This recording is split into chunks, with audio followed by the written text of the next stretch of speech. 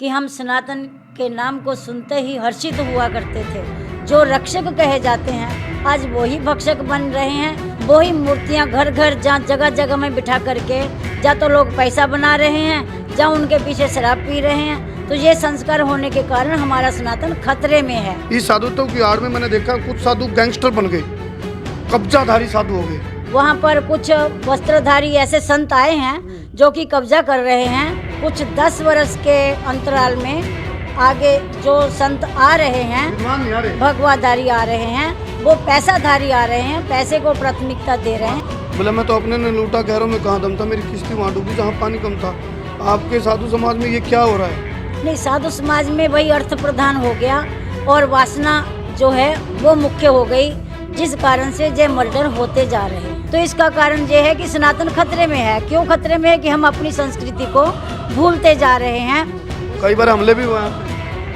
नहीं, वो बात सत्य। बोला देश की रक्षा कौन करेगा? हम करेंगे, हम करेंगे। रुक के मारो, खाम खाई का ड्रामा, आडम्बर दिखावा। नर्मदा तट पे मैर विजय भाई गए, मेरी आंखें में आंसू थे। वहाँ भगवान बिखरे हुए देखे हमने, वहाँ माता की चुनियाँ बिखरती हुई देखी हमने, वहाँ गंदगी देखी। इतना गंदगी का आलम हमने पहले कभी नहीं देखा। इससे अच्छा तो फिर भगवान का अपमान करने से अच्छा तो फिर तुम मानो ही मत। राह कठिन है, दूर है मंजिल, पथ प्रदर्शक राह भटक गए, दिशा विपरीत गति तेज।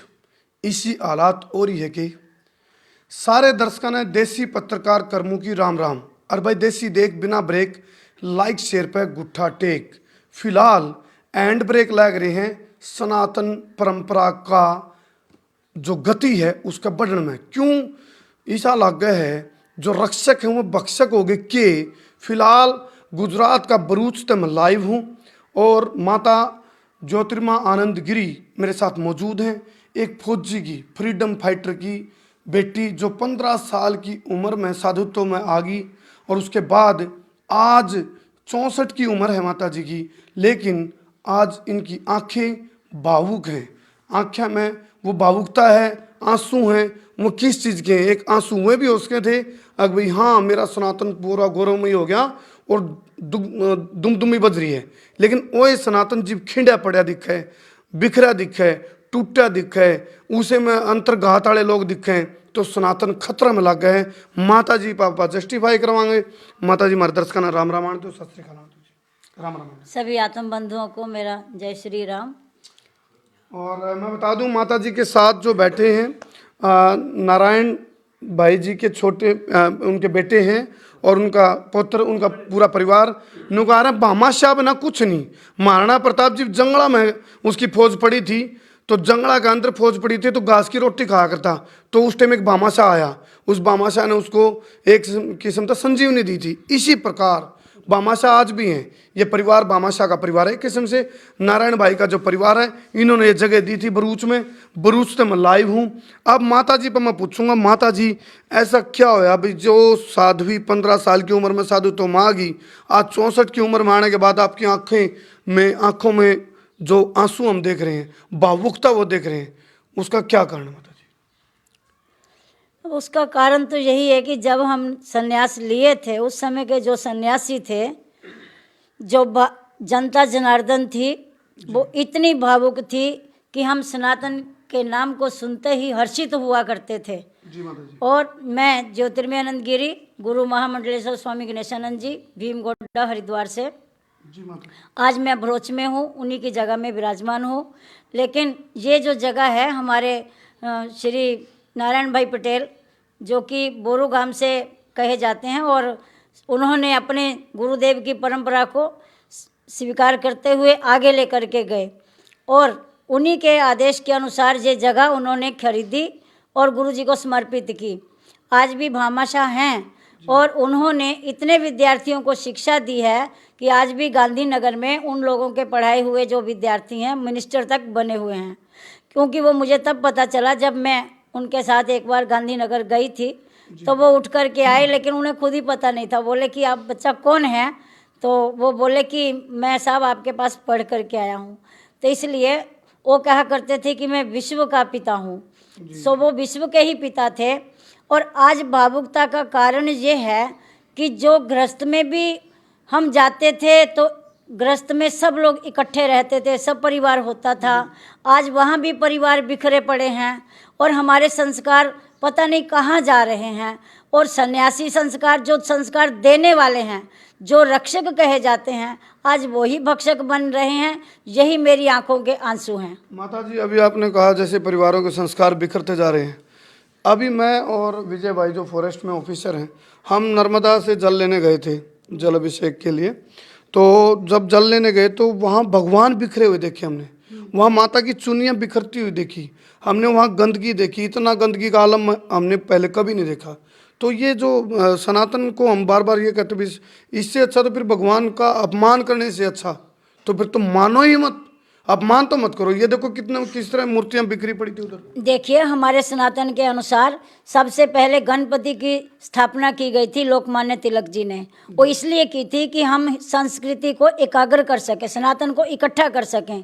और वो एक ही मूर्ति स्थापित थी जिसमें सब हिंदू एकत्रित होकर के अपने सनातन का प्रचार करते थे।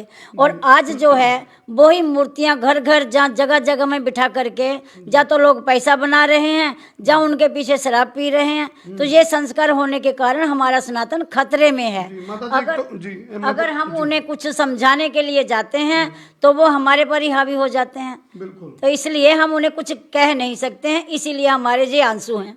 चलो, ये जो आज का ये जो लाइव चल रहा है भाई, मैं बता दूं, हालांकि देखो गुजरात से हैं सारे परिवार, मैं इसलिए हरियाणवी कम बोलने लग रहा हूँ ताकि मेरी बातें समझ जाऊँ।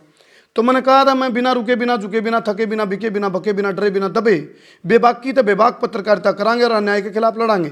माता जी, भगवा एक भगवा की आड़ मैंने देखा है। आपका जो साधुत्व समाज है, साधु समाज है, मैंने इसलिए बोलनी पड़ रही है ताकि सच्चाई जब तक नहीं बताएंगे तब तक रजाई का उछाड़ नहीं तारेंगे या खाट का बाण नहीं उधेड़ेंगे, पता नहीं चलेगा गड़बड़ कहाँ है। इस साधुत्व की आड़ में मैंने देखा कुछ साधु गैंगस्टर बन गए, कब्जाधारी साधु हो गए। अन्य मतलब उनके अंदर ये भाव आ गए भाई बस हमने सनातन से कोई मतलब नहीं, कब्जा करना है। ऐसे ऐसे साधु आ गए, उनके बारे में क्या कहोगे माता जी? आज मैं निरंजनी तपोनिधि निरंजनी अखाड़े के 5 आचार्य मंडलेश्वर बदले देखे हैं। सबसे पहले महेशानंद जी थे, उसके बाद में स्वामी कृष्णानंद जी आए, उसके बाद स्वामी पुण्यनंद जी आए। वहां तक तो अखाड़े के नियम मर्यादा सब ठीक थी। उसके बाद में प्रज्ञानानंद जी आए, उनको कुछ ही समय के लिए रखा क्योंकि उनके साथ में 3 करोड़ रुपया मांगा गया था अखाड़े से कि उनको आचार्य मंडलेश्वर बनाया जाएगा। तो वे कुछ पैसा कम दिए हैं, तो उनको उतार करके जिन्होंने 9 करोड़ रुपया दिया स्वामी कैलाशानंद जी को, फिर आचार्य मंडलेश्वर बना दिया गया। तो इसलिए हमारे अखाड़ों की परंपरा पहले विद्वता की थी, विद्वान को देख करके मंडलेश्वर बनाया जाता था और वो अपनी यथाशक्ति अखाड़े की सेवा किया करते थे। लेकिन आज जो है वहाँ पर कुछ वस्त्रधारी ऐसे संत आए हैं जो कि कब्जा कर रहे हैं, जो कि मेरे साथ भी ऐसा ही हुआ है। हमारे गुरुदेव के 2 आश्रम हरिद्वार में हैं, जबकि हमारे दादा गुरुजी तो श्रवणनाथ मठ के मालिक थे, उनसे वो हत्या लिया गया था। तब संत होने के नाते वो कोर्ट कचहरी करना नहीं चाहते थे। ये थे हमारे पुराने संतों के नियम। तो उनकी एक शिष्य थी ईश्वरी बाई, उन्होंने 1935 में उन्हें वो जगह प्रदान की मौनानंद आश्रम। तब सन 42 में वो बनना शुरू हुआ। उसके बाद में हमारे गुरुदेव ने वहाँ पर संन्यास लिया था और वे अपनी परंपरा को निभाते रहे। आज वही परंपरा चलती रही। लेकिन अब जो है कुछ 10 वर्ष के अंतराल में आगे जो संत आ रहे हैं, विद्वान नहीं आ रहे, भगवाधारी आ रहे हैं, वो पैसाधारी आ रहे हैं, पैसे को प्राथमिकता दे रहे हैं। एक तो संन्यास, एक सत्यानाश। संन्यास कम रह गया, सत्यानाश करने वाला ज्यादा आ गए। और इसलिए आगे मेरे को लग रहा है अभी हो सकता है विद्वान हो लेकिन धार्मिकता नहीं है। विद्वान होना बड़ी बात नहीं है, धार्मिक होना जरूरी है। एक व्यक्ति अनपढ़ हो लेकिन धार्मिक हो, वो उस विद्वान से अच्छा है खुरापाती विद्वान से, तो स्वार्थी विद्वान से। तो वो विद्वान का कारण ये है कि आज जो है ब्रह्म का उपदेश तो लोग सभी देने लग गए हैं। देहात्मवाद पर तो वो अपनी देह को तो संवारने में लगे हुए हैं। आप ही देखिए, जो सन्यासी देवियां भी हैं, देवता भी हैं, और उन्हीं को देखो वो कल्प लगाते हैं, बाल काले करते हैं, जो कितना भी श्रृंगार करते हैं वो। लेकिन देखा जाता है कि हमारे प्रधानमंत्री जी तो कुछ भी नहीं करते हैं। तो सन्यासी बहुत अच्छे सन्यासी हैं। तो इसलिए मैं ये कहना चाहूँगी कि सन्यास की जो मर्यादा है, उस मर्यादा को कायम रखते हुए सन्यासियों को अपना कार्य करना चाहिए। माता जी, एक और बहुत गहरा विषय है, मतलब मेरे सवाल होते हैं जलेबी जैसे सीधे, करेले जैसे मीठे, करेला हालांकि मीठा नहीं होता, जलेबी सीधी नहीं होती, लेकिन सवाल मेरे को करने पड़ते हैं। साधु समाज में मर्डर हो रहे हैं, साधुओं की हत्याएं हो रही हैं, और जब देखा जाता है, उसकी जब जांच होती है तो वो अपने ही निकलते हैं, घर में ही दुश्मन मिलते हैं। बोला मैं तो अपने ने लूटा, गहरों में कहाँ दम था, मेरी किश्ती वहाँ डूबी जहाँ पानी कम था। आपके साधु समाज में ये क्या हो रहा है? अपनों को ही मार रहे हैं। नहीं, साधु समाज में वही अर्थ प्रधान हो गया और वासना जो है वो मुख्य हो गई, जिस कारण से ये मर्डर होते जा रहे हैं। अभी देखिए, देखो ये दो उदाहरण देख लो भाई, एक तरफ दानवीर हैं, एक तरफ यहाँ साध्वी जी हैं। अब दानवीर के मन में क्या चल रहा है, जो मैंने सवाल किए हैं। अब दानवीर दान करेंगे ऐसे सोच के, किन किन को दान करेंगे? अब ये दानवीर बैठे, अब इनके मन में तो दिमाग में ये बात रहेगी हम दान कर रहे हैं, और हो क्या रहा है।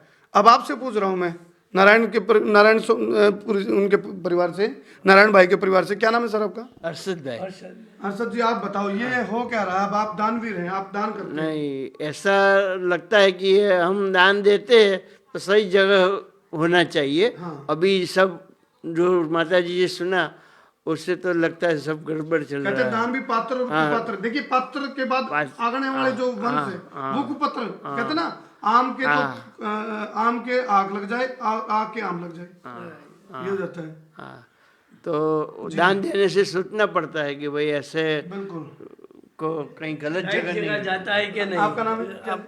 नहीं, वो जो परंपरा जो हमारी है, हमारी फैमिली की, हाँ जी। वो हम चलते रहेंगे दान और वो करते रहेंगे। कहते रहेंगे। नेकी कर दरिया में डाल। ये बात है। एक चीज मैं नहीं पूछना नहीं, चाहता हूं। राइट। माता जी, है थोड़ी कड़वी सी बात, मैं तो क्या करूं, जब वही बात है, अब आपके भीतर भी ये भड़ास है, भी सनातन खतरे में है, मैं भी इसी भड़ास से भरा पड़ा हूं। कहीं वो हो रहा था, बिल्डिंग थी बड़ी बड़ी, बोले ये बिल्डिंग किनकी है? बोले त्यागियों की, जिन्होंने त्याग दिया उनकी बड़ी बड़ी बिल्डिंग है। फिर बोले ये रेशमी कपड़े किसके सूख रहे हैं? बोले ये नागे बाबाओं के।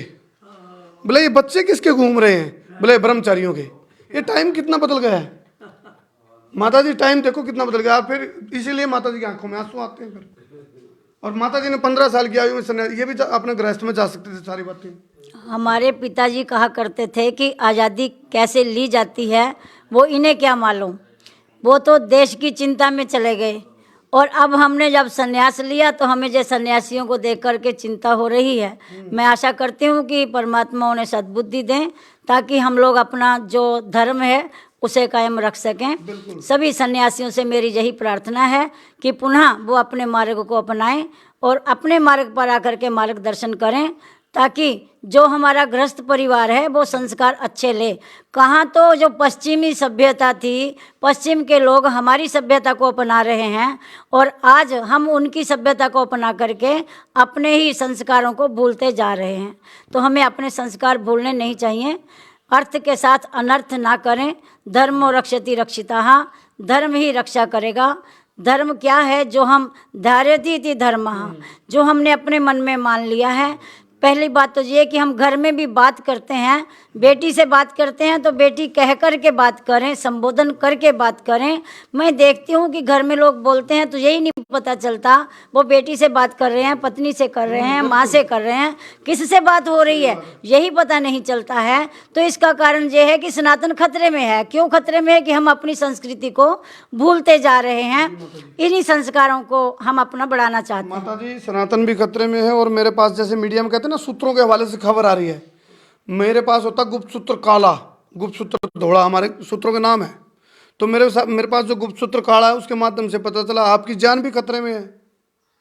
कई बार हमले भी हुए आप पे। नहीं, वो बात सत्य हो सकती है, आगे भी पता नहीं। हम तो अब नदी किनारे का पेड़ हैं, जो भी होगा, लेकिन हम अपने गुरु जी के उद्देश्य को पूरा करके ही जाएंगे। इतना हम आत्मबल हम रखते हैं नर्मदा के तट पे। लेकिन एक बात कहूंगा जानते जानते भाई, सन्यासी बनो, सत्यानाशी मत बनो।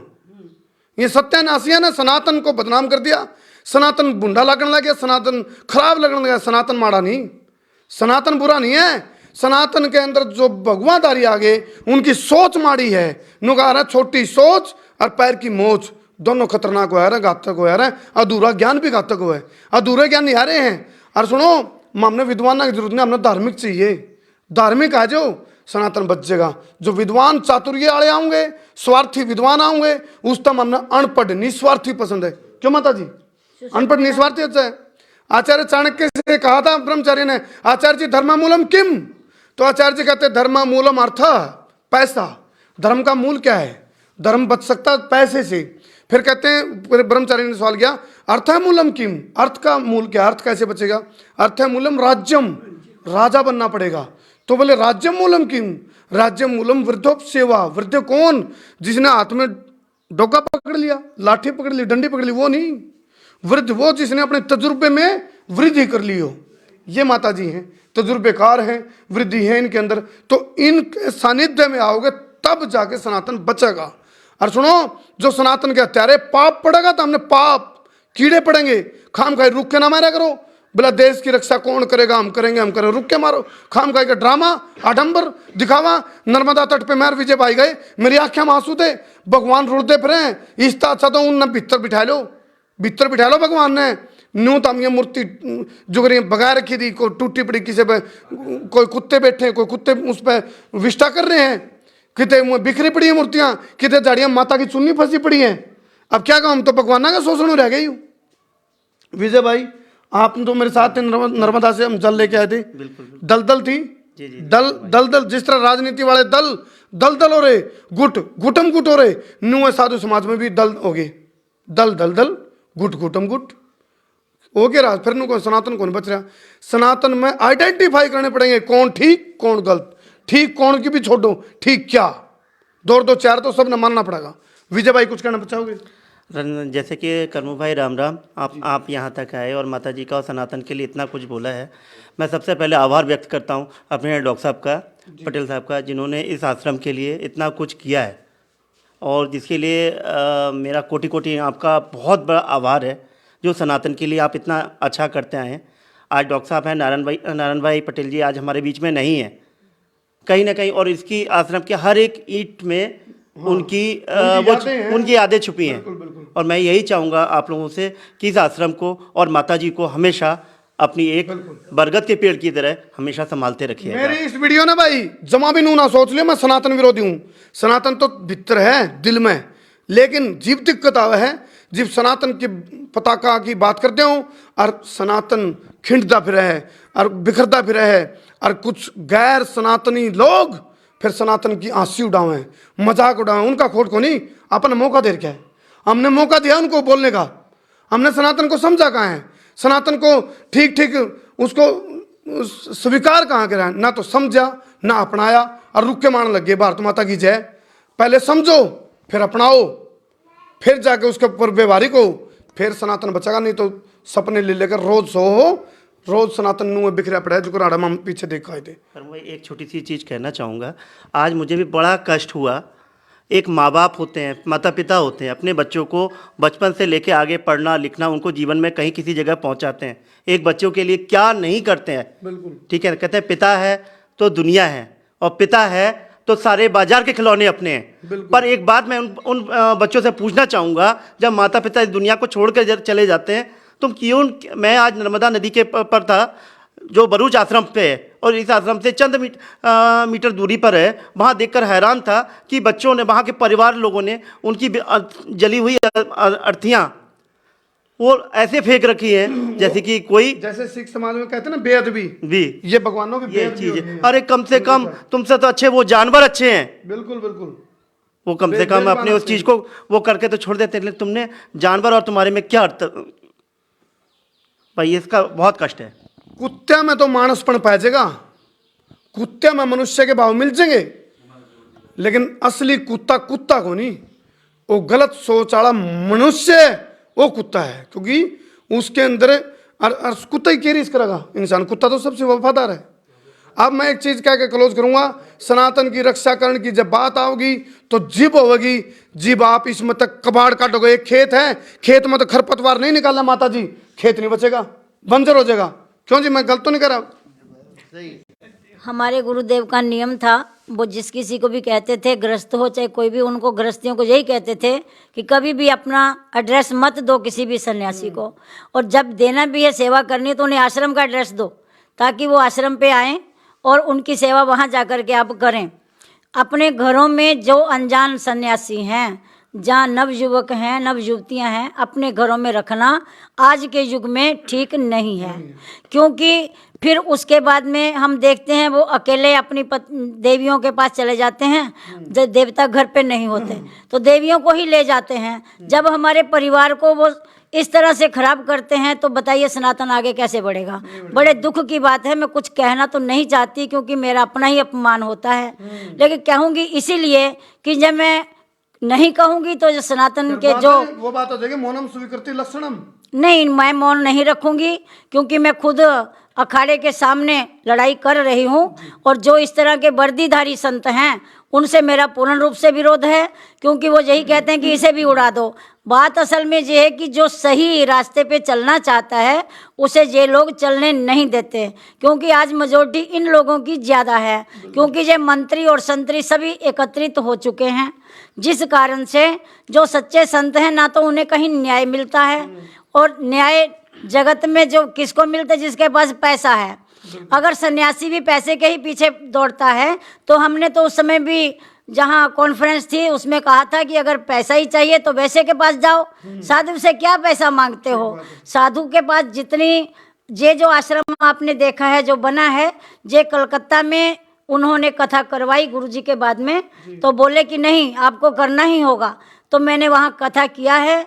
उस कथा से जो पैसा आया है वो इस आश्रम में लगा है, और ये दानवीर जो हैं ये मेरा सहयोग करते रहे हैं। आज भी लोग कहते हैं टावर लग गया, तो जो टावर का 10,000 आता है उसमें से 3,000 रुपया 3100 रुपया तो उसमें से तेल का चला जाता है। हर महीने 3 दीपक अखंड जलते हैं तो वो उसमें तेल का चला जाता है, और मुझे कोई दान देने वाला है नहीं, जहाँ अनाज पानी भी मैं खुद खरीद करके आश्रम में लेकर के आती हूँ, और जो मुझे दक्षिणा मिलती है। और सबसे बड़ी बात यह है कि मैं कभी किसी बड़े घर में गई तो वहाँ मुझे एक बार सुनने को ये मिल गया कि ये आए हैं तो दक्षिणा देनी पड़ेगी, तो इसलिए मैं किसी के घर में जाती भी नहीं हूँ, और वहाँ जाती हूँ जो मुझे कह दें कि हाँ ठीक है आप आइए। मैंने कभी कवर खोल के नहीं देखा, मैंने कभी पैसा नहीं देखा। क्यों? मेरे पिता ने कहा था, मेरे गुरुदेव ने कहा था बेटा हाथ ऊंचा रखना, और आज भी आखिर मेरी तो कोई फैक्ट्री है नहीं। ये सब भामाशाह जो मुझे दान देते हैं उन्हीं के दान से आश्रम में आए हुए अतिथियों का और आश्रम में आए हुए संत महात्माओं का सबका स्वागत होता है, और सभी बच्चों का कार्य होता है। जी धन्यवाद माता जी। सुनो भाई, माता जी ने अपनी भीतर की बात और भीतर की भाप काट दी है। थोड़ा हम घना समझ लो, जिन आदमियों ने यू बोरिंग सब्जेक्ट लगता हो तो बेसिक तो देखने की टाल करियो, लेकिन एक बात बता दी, यू बहुत गहरा सब्जेक्ट है। यू वो सब्जेक्ट है जिसका आने वाली पीढ़ी तो हमने याद करेंगे। हाँ, हमारे जो पूर्वज थे योद्धा थे, बौद्ध कौन थे, योद्धे थे, कायर कौन थे। ये एक माता जी संघर्ष करी, फौजी की बेटी है, फ्रीडम फाइटर की बेटी, जिन्होंने स्वतंत्रता सेनानी रहे हैं, और इनकी आँखें में, यू कैमरा छोड़ कर जाओ भाई, इनकी आँखें में जो आंसू हैं ये उस बात के आंसू भी सनातन खतरा में है, और इसका पाप तो हमने पढ़ागा। जो कसूर करे तो हम भी कमेंट करके बताइयो असली में सही मायने में इसका कसूरवार कौन। बहुत बहुत धन्यवाद। मैं उतारा देसी पत्रकार करमू। जय हिंद, जय हरियाणा, जय भारत, जय जवान, जय किसान।